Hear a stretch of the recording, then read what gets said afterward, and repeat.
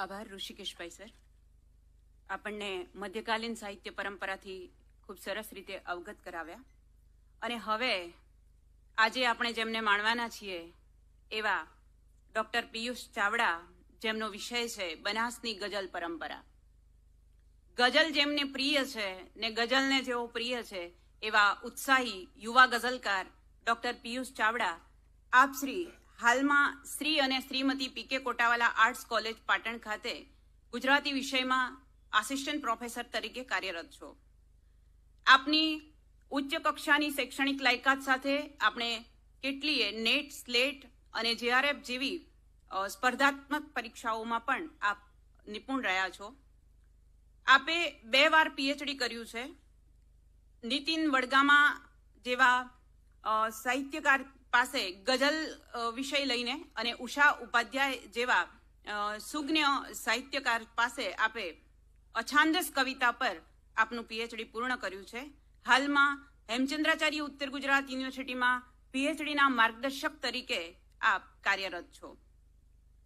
આ ઉપરાંત આપની વિશિષ્ટ સિદ્ધિઓમાં કલા ગુજરી મુંબઈ સ્થાપક સંસ્થાની કાવ્યલેખન સ્પર્ધામાં આપ પ્રથમ નંબરે આવેલા છો. રમેશ પારેખ કાવ્યલેખન સ્પર્ધામાં પણ આપે પ્રથમ સ્થાન પ્રાપ્ત કર્યું છે અને અનેક પરિસંવાદો, વ્યાખ્યાન અને જેવા કાર્યક્રમોમાં સંયોજક તરીકે આપે ભૂમિકા ભજવી છે. આપની પાસેથી હાથ સળગે છે હજી નામનો ગઝલ સંગ્રહ પ્રાપ્ત થાય છે, જેને ગુજરાતી સાહિત્ય અકાદમી ગાંધીનગરના શ્રેષ્ઠ પારિતોષિક યોજના હેઠળ પુરસ્કાર પ્રાપ્ત થયો છે, જે આપની વિશિષ્ટ સિદ્ધિ છે. આ જ યોજના એટલે કે ગુજરાતી સાહિત્ય અકાદમીની શ્રેષ્ઠ પારિતોષિક યોજના હેઠળ તેમના ગઝલનો ગેબી અવાજ મનોજ ખંડેરિયા વિવેચન પુસ્તકને પણ પુરસ્કાર પ્રાપ્ત થયો છે, જે આપના માટે એક ગૌરવની વાત છે. અને આપના ગઝલનો ગેબી અવાજ મનોજ ખંડેરિયા વિવેચન પુસ્તકને ડૉક્ટર ભોગીલાલ સાંડેસરા પારિતોષિક પણ પ્રાપ્ત થયું છે. આપ શ્રી દિલ્હી સાહિત્ય અકાદમી તરફથી ટ્રાવેલ ગ્રાન્ટ મેળવીને પસંદગી પામ્યા છો અને એના અનુસંધાને મહારાષ્ટ્ર અને ગુજરાતના સાહિત્યકારો સાથે આપે સાહિત્યિક ગોષ્ઠી સંવાદ કરી ચૂક્યા છો. આ ઉપરાંત ગુજરાત સરકારના રમતગમત, યુવા અને સાંસ્કૃતિક વિભાગ ગાંધીનગર દ્વારા આયોજિત કાવ્યલેખન, પાદપૂર્તિ, કાવ્યલેખન, ગઝલ, શાયરી સ્પર્ધાઓમાં આપ અનેકવાર પ્રથમ રહ્યા છો અને આ જ સ્પર્ધાઓમાં આપ નિર્ણાયક તરીકે પણ પસંદગી પામ્યા છો, જે વિશિષ્ટ છે. આજે આ ગઝલના શહેરમાં આપનું સ્વાગત કરતા આનંદ અનુભવું છું. ગઝલનો કેફ પાલનપુરની હવામાં છે. આ પાલનપુર છે. એક શેરને થોડોક અલગ રીતે રજૂ કરું તો મિલાવટ है तुम्हारे इश्क में इत्र और गजल की, मिलावट है तुम्हारे इश्क में इत्र और गजल की, कभी हम महक जाते हैं कभी हम बहक जाते हैं. તો આપણે જેમને માણવાના છે એવા પિયુષ ચાવડા આપણને ગઝલનું રસપાન કરાવશે. આવકારું છું.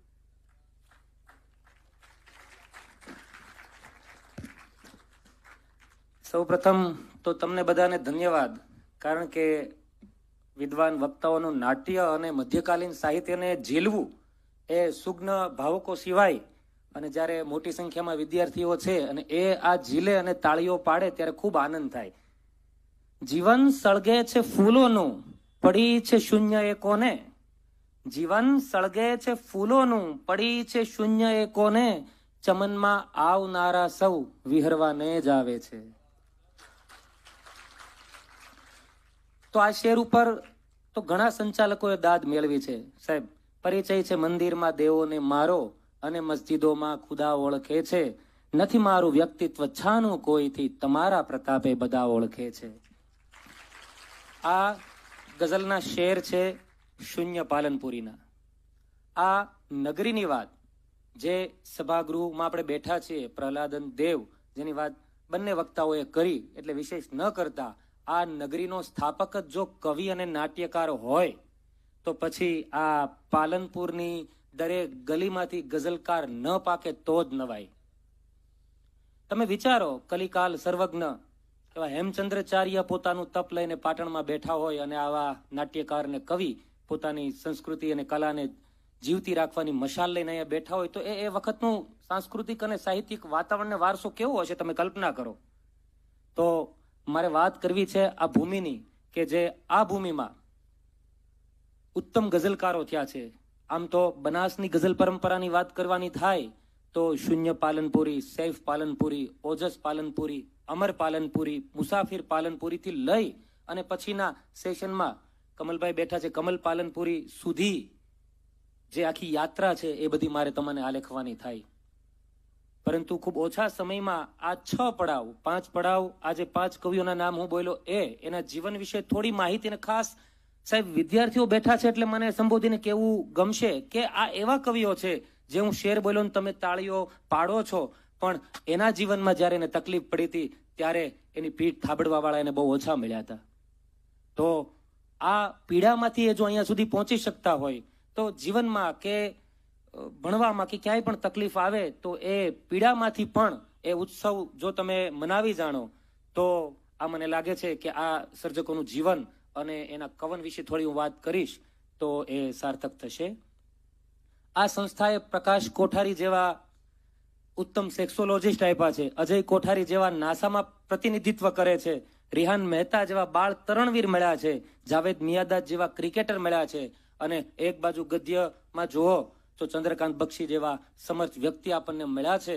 તો આ ભૂમિમાં જે તાકાત છે એ તાકાતની વાત કરતા મારે મારા વ્યાખ્યાનની દિશા શૂન્ય પાલનપુરી તરફ લઈ જાવી છે. આ શૂન્ય પાલનપુરી એટલે અલી ખાન.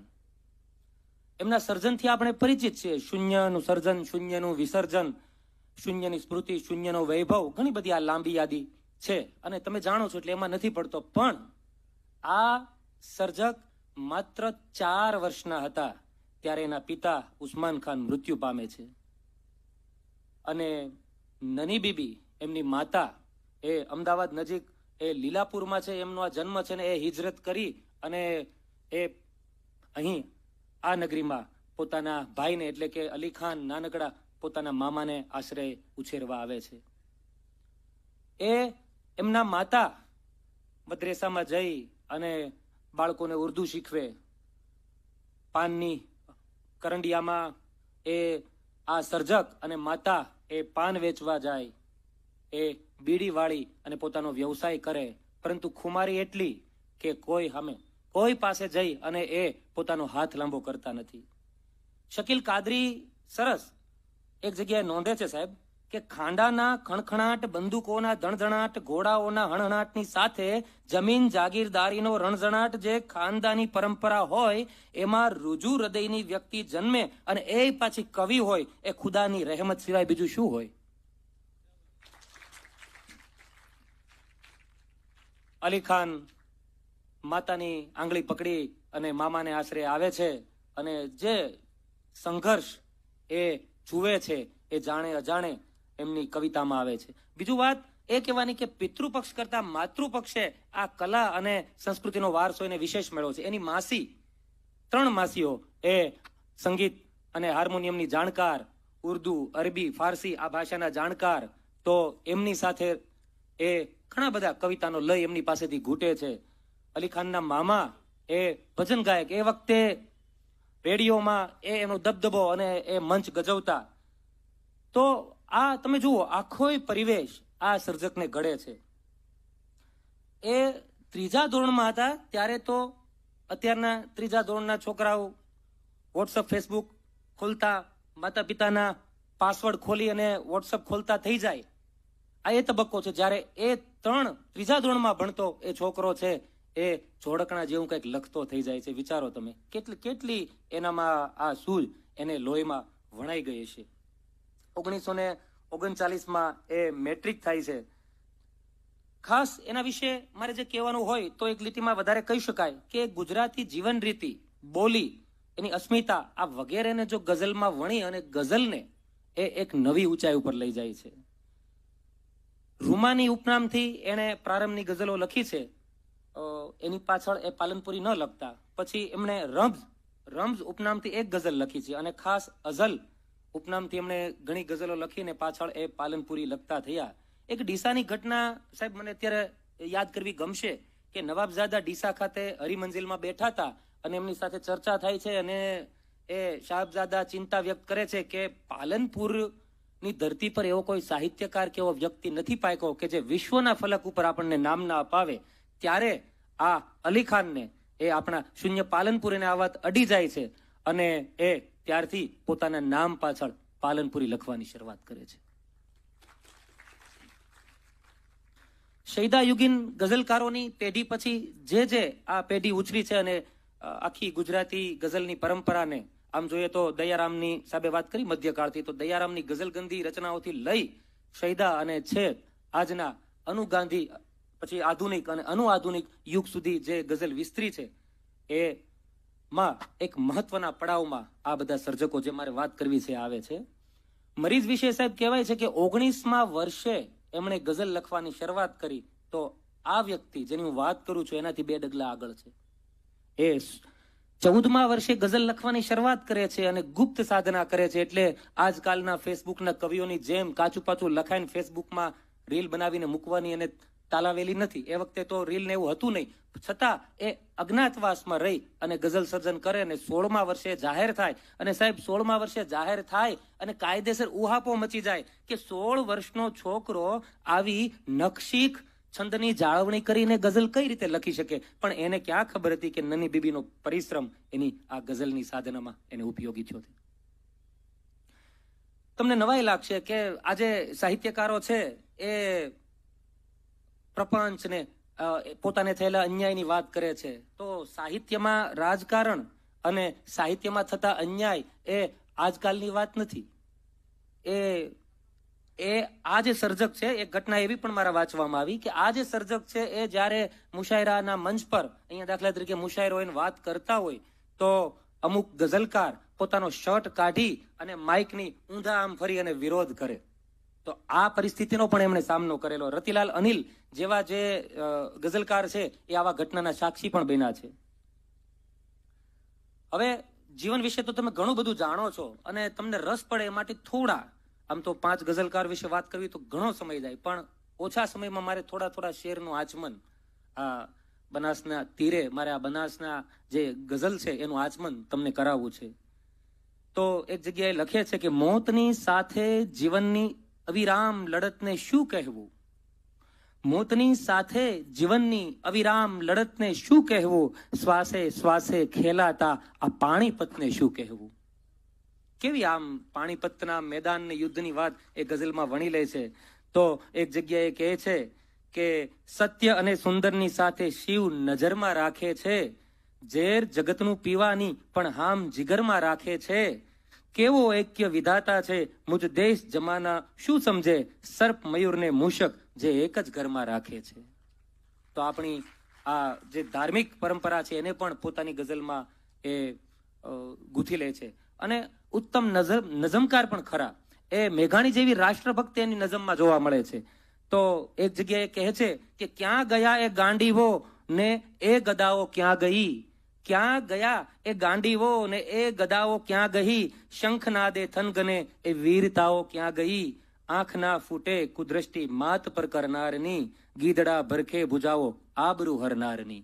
તો આવી ઉત્તમ ગઝલ એમણે આપી છે.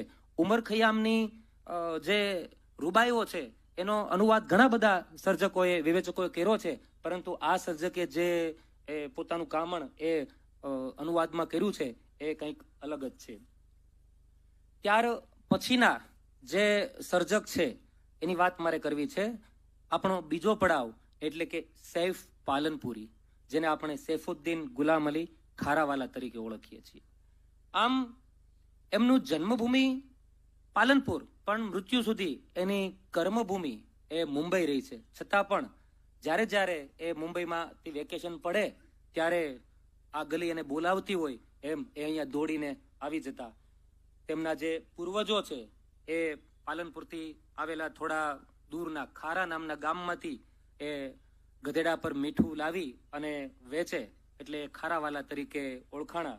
અને બાળપણથી જ એમની ઈચ્છા પિતાનો જે વ્યવસાય છે એમાં જોડાઈ અને આગળ વધવાની હતી, પણ છતાં એ એમના મિત્રો છે એના આગ્રહને કારણે એ સેન્ટ ઝેવિયર કોલેજમાં દાખલ થાય છે અને BA પણ થાય છે અને ફારસી ગુજરાતી વિષય સાથે એ પોતાનો અભ્યાસ કરે છે.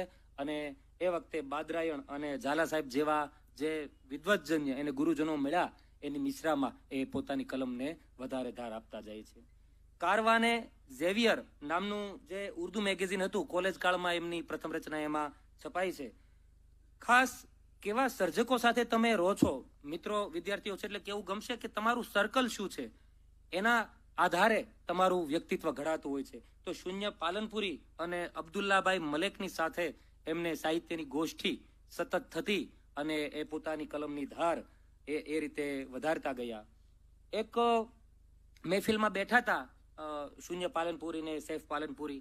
એ વખતે એ સૈફ પાલનપુરીથી નહોતા લગતા, પણ શૂન્યએ એમને સજેશન દીધું અને ત્યારથી એ સૈફ પાલનપુરી એ ઉપનામ રાખતા થયા. સૈફ એટલે કે તલવાર, અને તમે જુઓ કે એ તલવાર જેવી ધાર આગળ હું જ્યારે એના શેર બોલીશ તો અંદરથી આપણને વીંધી નાખે, આપણને આમ જુઓ તો આપણા કટકા કરી નાખે અને વાહ કેવા સિવાય આપણી પાસે કોઈ વિકલ્પ ન રહે.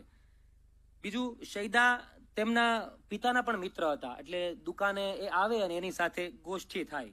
પણ જે આપણા આ સર્જક છે એને પાકિસ્તાનના અને ઉર્દુ શાયરોના શેર ખૂબ મોઢે, અને આ એમની યાદ શક્તિથી શૈદા છે એ પ્રભાવિત થાય છે અને એમની સાથે પણ મિત્રતા જામે છે.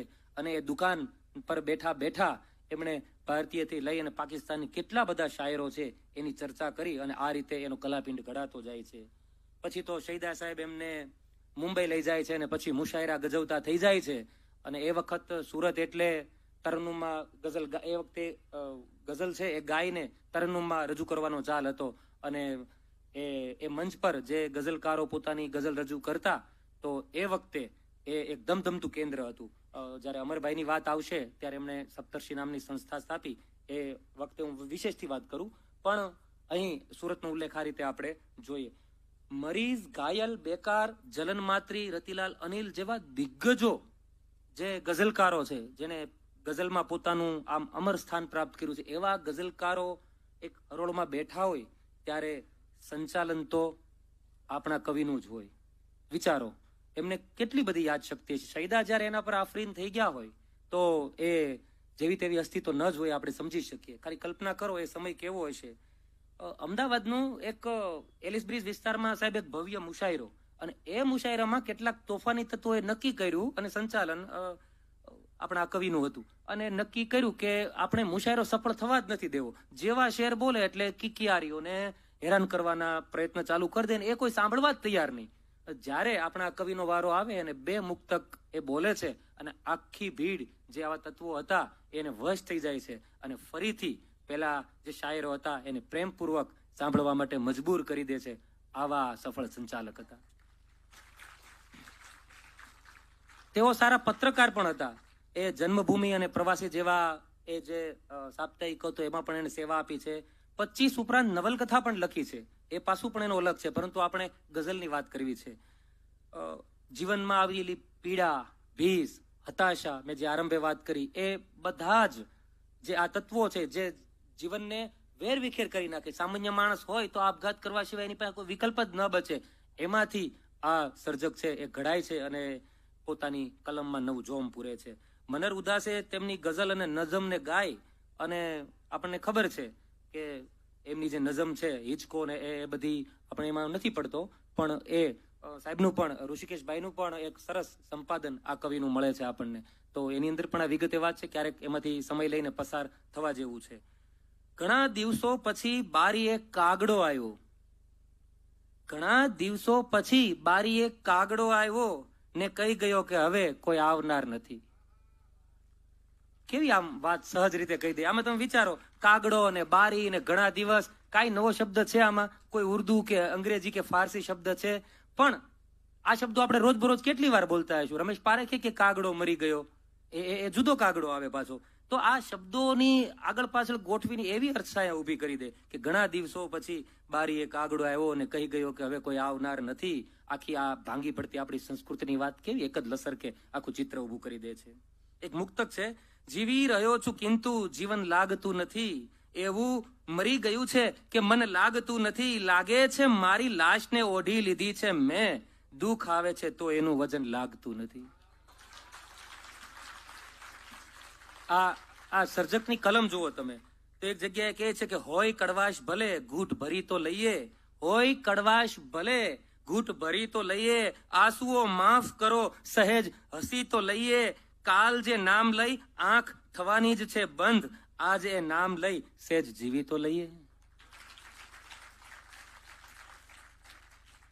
તો સુરા સાકી એને અનુસંગે પણ એક સરસ શેર, થોડોક હાઈટ ઉપર છે પણ તમે જે રીતે ગઝલને માણો છો એ રીતે લાગે છે કે તમારા સુધી પહોંચશે. પહેલા સમૂહ તરસનું એ ધોરણ નથી રહ્યું, પહેલા સમૂહ તરસનું એ ધોરણ નથી રહ્યું, પાણી મળે છે તોય હવે પી જવાય છે. બે ચાર શ્વાસ લઈને આ શેરની હાઈટ જુઓ તમે સાહેબ, એક બે ચાર શ્વાસ લઈને જે બાળ મરી ગયું, બે ચાર શ્વાસ લઈને જે બાળ મરી ગયું, એની કને ખુદાની કોઈ બાતમી નથી.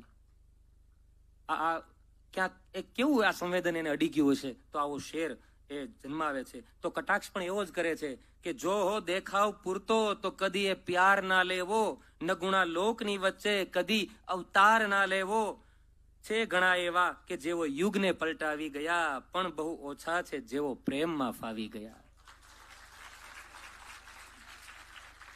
ઘણા બધા શેર બોલ્યા જ કરી એમ થાય.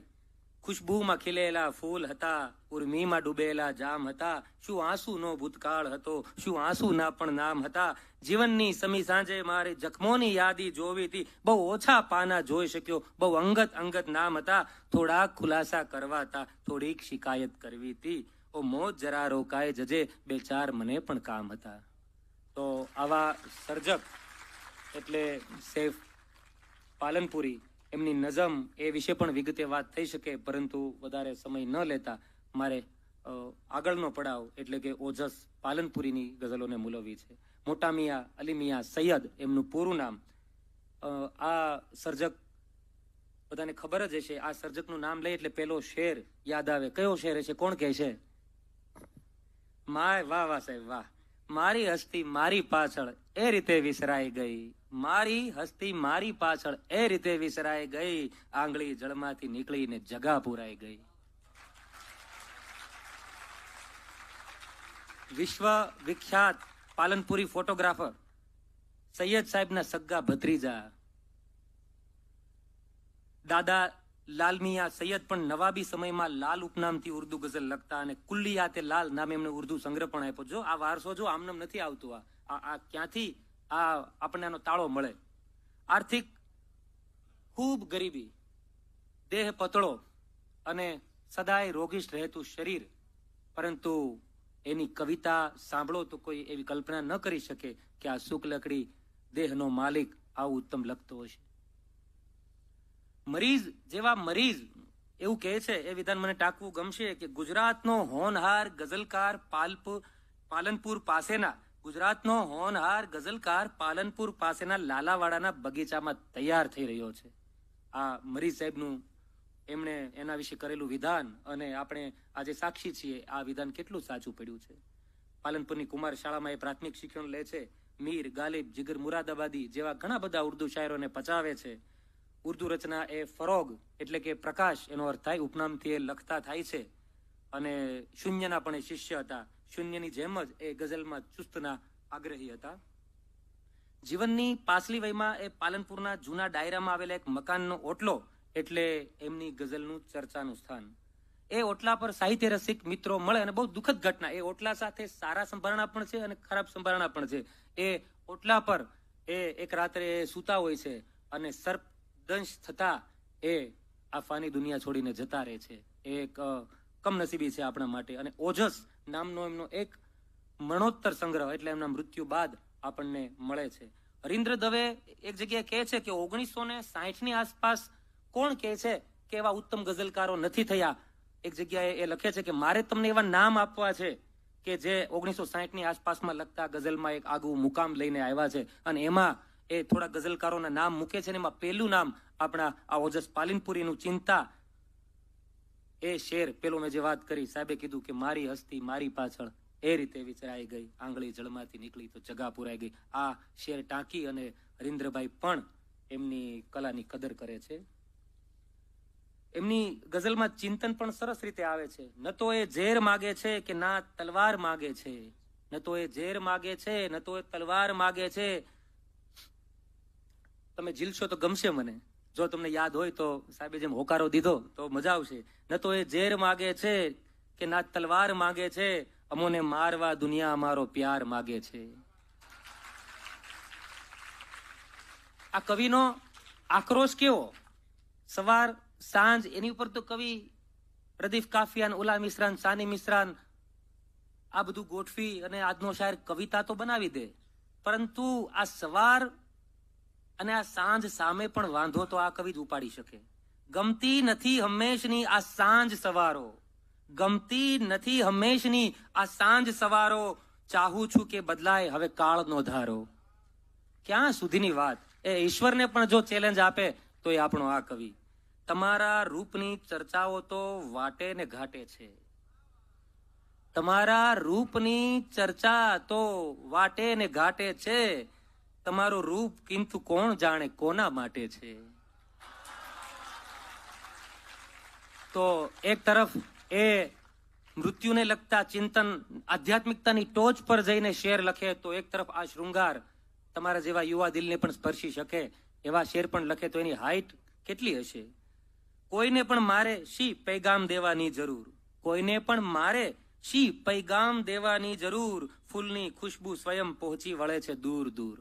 એ આખા નવા જ અર્થ સંદર્ભ સાથે એ આખી વાત આપણી સામે મૂકે છે.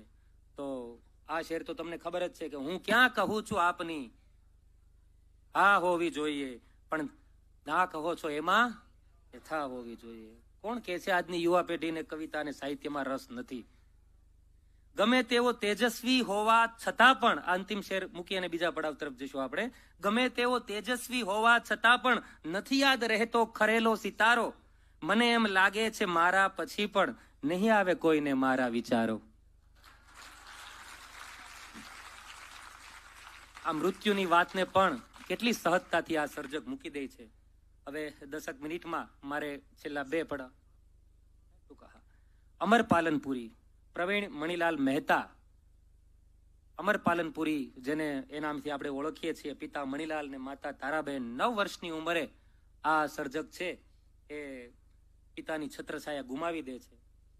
આ સર્જક કેટલા તોફાની હતા! તોફાન તમે એને મેં જ વિદ્યાર્થી કાળમાં નથી કર્યા. જ્યારે આ ભણતા ત્યારે બાથરૂમની જે દિવાલને રંગ કર્યો હોય તો એ રંગની દિવાલ ઉપર પોતાને જે છંદમાં પંક્તિ સૂજે એ લખે દિવાલ પર. અને પછી તો શૂન્ય જેવા એને શિક્ષક પણ ખરા, અને બીજા બધા ફરિયાદ માટે શૂન્ય પાસે લઈ જાય, અને શૂન્યને તમાચો પણ મારે અને એને સાચી દિશા તરફ લઈ જાય એવા આપણા અમર પાલનપુરી. ઝવેરી બનવા માટે એ વખતે પાલનપુરના વિસ્તારના યુવાનો નો એક ચાલ હતો. વડીલો છે એ આમાં સહી કરશે એમની, કે મુંબઈમાં જઈ અને ઝવેરી બનવાના કોડ એ જાય છે, પણ ત્યાં એમનો નાટ્યકાર જીવ ચળવળી ઉઠે છે અને જયંતિ પટેલ, મધુકર રાંદેરિયા, વનલતા મહેતા જેવા લોકોના સાનિધ્યમાં, કલાપારખોના સાનિધ્યમાં એ નાટ્યમાં આગળ વધે છે અને સાથે સાથે હીરાનો વ્યવસાય પણ કરતા રહે છે. અને પછી રાજ ખોસલા નામના હિન્દી ફિલ્મ નિર્દેશક, એમણે એકવાર ટકોર કરી કે આ નાટક ચેટકમાં બહુ પડવા જેવું નથી, અને એમણે પછી 1962માં કાયમ માટે એ મુંબઈને અલવિદા કહી અને સુરત જાય છે. સુરતમાં રમતગમત ક્ષેત્રમાં પણ એ કામગીરી કરે છે. સુરત વોલીબોલ એસોસિએશનમાં એ અધ્યક્ષ પદે પણ રહે છે. અને ખાસ આ બાબત મારે નોંધવી છે કે સપ્તર્ષિ નામની જે કલા સંસ્થા છે એમાં એ 21 વર્ષ સુધી અધ્યક્ષ પદે રહે છે. અને એટલી ટોચ ઉપર આ સંસ્થાને લઈ જાય છે કે વિશ્વવિખ્યાત ગઝલકાર ગુલામ અલી એક જગ્યાએ નોંધે છે કે દક્ષિણ ગુજરાતને ગઝલનું ઘેલું લગાડ્યું હોય તો દાવા સાથે કહી શકાય કે એ કામ અમર પાલનપુરીએ કર્યું છે. અને દુનિયાભરમાં ગાયું, પણ સપ્તર્ષિ જેવું પ્રેક્ષક વૃંદ અને મહેમાન ગતિ અમે ક્યાંય નથી માણી. તો આ આપણા આ સર્જક છે એમનું આ તપ છે. મનર ઉદાસ પણ કહે છે એમના વિશે કે હિન્દુઓને કાશી, મુસલમાનોને મક્કા, અને નવો ગાયક જ્યાં સુધી સપ્તર્ષિના તખ્તે નથી ગાતો ત્યાં સુધી એ ધન્ય નથી થતો. તો આ સર્જક છે એની થોડી આપણે રચનાઓ જોઈએ. અને શૂન્યના ચેલા હોવાનું પણ એને કેવું ગર્વ છે. રૂપના ઘેલા છીએ, શૂન્યના ચેલા છીએ, વેરમાં પાછળ હશું, પ્રેમમાં પહેલા છીએ. તો અન્ય જગ્યાએ કહે છે કે રાત રાણીના એક જ છોડે, આ શેર થોડો હાઈટ ઉપર છે પણ પહોંચશે. રાત રાણીના એક જ છોડે શેરી આખી માલણ લાગે. કેવું આખું કલ્પન તમે જુઓ. ભૂલ્યા કેમ ભૂલાશો મિત્રો, ઘાવ હજુ તાજા છે બરડે. ભૂલ્યા કેમ ભૂલાશો મિત્રો, ઘાવ હજુ તાજા છે બરડે. ઊંડા ઘાતો કઈક સયા પણ જાન ગયો છે એક ઉજરડે. બળવું મરવું મરવું બળવું, જો શબ્દની રમત લાગે તમને. બળવું મરવું મરવું બળવું, એના કરતા તો ના મળવું. આ મળવું જો સમજાઈ જાય ને તો આખા શેરની હાઈટ આપણને સમજાઈ જાય. જીવન મૃત્યુ એક ક્રિયા છે, બિંદુનું સિંધુમાં ભળવું. આ ટૂંકી બહેરમાં પણ ઉત્તમ કામ કરે છે. એક છેલ્લા શેરથી એની વાત પૂરી કરું. દગા પર દગા છે, હવે ક્યાં જગા છે, જય દૂર ઉભા નિકટના સગા છે. આ ટૂંકી બહેરમાં આવું ઉત્તમ કામ કરવું ખૂબ અઘરું છે. અને આપણા છેલ્લા કવિ મુસાફિર પાલનપુરી, જેને તમે કાલે સાંભળ્યા હશે, તો એમના વિશે વિશેષ ન કહેતા, હા ટૂંકમાં કહું તો 12 વર્ષની વયે માતૃછાયા ગુમાવે અને માતાને ખીલ્લી વાગે અને ધનુર ઉપડે અને એ માતા મૃત્યુ પામે. 15 વર્ષની વયે એ પિતાને પણ ગુમાવે, તો 15 વર્ષની વયે એ માતા પિતાની છત્રછાયા ગુમાવી અને આ બાળક અનાથ થઈ જાય છે. એનો સંઘર્ષ જોવો સાહેબ. રોજના 20 મણ લાકડા ફાડવા, ડીએસપી ના ઘરે જઈ વાસણ માંજવા, ડીએસપી ના કૂતરાને કસરત કરાવી અને છેક કચ્છ ગાંધીધામ જઈ અને ઉકળતા ઉનાળામાં પોતાનો પરસેવો પાડી ડામર રોડ બનાવવો. અને આટલું કરવા છતાં મહિને 5-7 રૂપિયાથી વધારે ન ભાળે એવા આ સર્જક માતા પિતાની છત્રછાયા ગુમાવી ઓરિસ્સા મોટાભાઈને આશ્રય જતા રહે છે.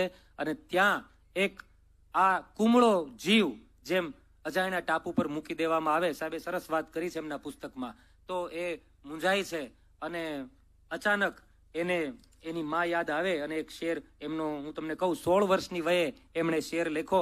અબ મુझे नहीं कोई प्यार से बुलाएगा, अब मुझे नहीं कोई प्यार से बुलाएगा, चूम कर होठों मेरे कोई नहीं सताएगा, कल मुझे तूने पुकारा मेरे राजा कहकर, कल मुझे तूने पुकारा मेरे राजा कहकर, अब मुझे लोग पुकारेंगे अभागा कहकर. સરસ. ઘણું બધું યાદી લાંબી છે પણ આ ઘણા બધા શેર આપણે ટાંકી શકાય પણ સમયની મર્યાદા નડે છે.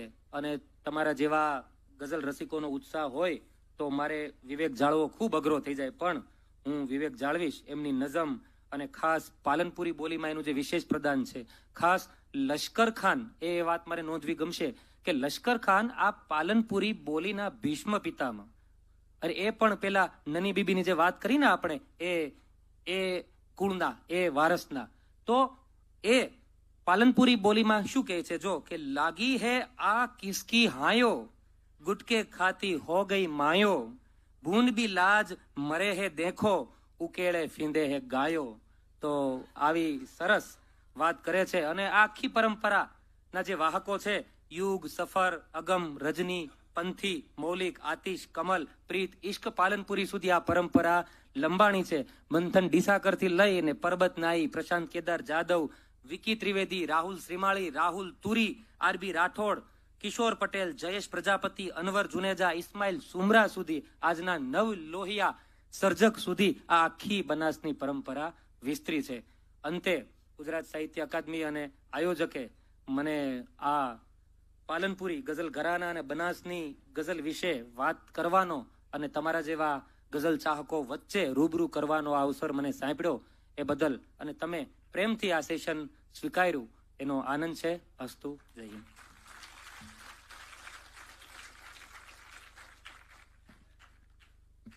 આભાર પિયુષભાઈ. બનાસના ગઝલકારો આમ તો લોક હૃદય વસે છે, પણ એમના સ્મરણને ફરી એકવાર દંડોળવામાં આપ નિમિત્ત બન્યા.